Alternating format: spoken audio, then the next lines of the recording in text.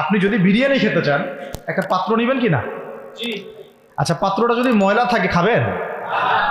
পাত্র অনেক ময়লা আছে, আপনি কি ওইখানেই বিরিয়ানি ঢালবেন? ঢেলে খাওয়া শুরু করবেন? সবার আগে আপনি কি করেন?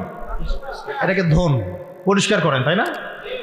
বাংলাদেশকে যদি আপনি ইসলামী রাষ্ট্র হিসেবে করতে চান, আগে এই দেশের মধ্যে যে পয়জনগুলো আছে এগুলোকে দূর করতে হবে। সমস্ত পয়জনকে ধুয়ে সাফ করতে হবে। তারপরে যে খেলাফা বা শরিয়া বা ইমারা, যেটাই আসো, ইমারা এক জিনিস, খেলাফা আর এক জিনিস।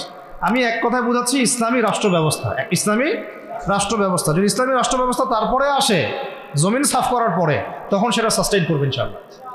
আর যদি ময়লার মধ্যেই ইসলামী রাষ্ট্র কায়েম করতে চান, তখন হবে উদাহরণটা এরকম যে আপনি এই নোংরা ড্রেনের মধ্যে নেমে গায়ে সাবান মাখা শুরু করছেন, হাততে কোনো লাভ হবে, বরং ওই নোংরাই আপনাকে খেয়ে ফেলবে। ঠিক আছে? ডেমোক্রেটিক সিস্টেমের মধ্য দিয়ে যদি আমাদের ভাইরা ক্ষমতা যেতে পারে, যাক না, সমস্যার কিছু নাই। এটা কতটুকু জায়েজ না জায়েজ, হালাল হারাম সুন্নত, এইদিকে আমি যাচ্ছি না।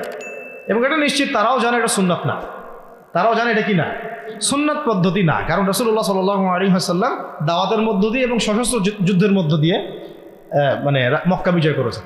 দাওয়াতের মধ্য দিয়ে তিনি মদিনা রাষ্ট্র কায়েম করেছেন। তারপরে মদিনা রাষ্ট্রকে বেস করে আস্তে আস্তে আরও রাষ্ট্রকে এক্সপেন্ড করেছেন।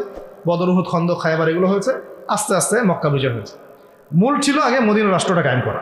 তো আমরা যে কোনোভাবেই হোক মদিনা রাষ্ট্রটা আমাদের কায়েম করতে হবে আগে, তারপরে ইনশাআল্লাহ তাআলা দেখবেন, হ্যাঁ, ওই অখণ্ড ভারত আমরাও কায়েম করবো ইনশাআল্লাহ।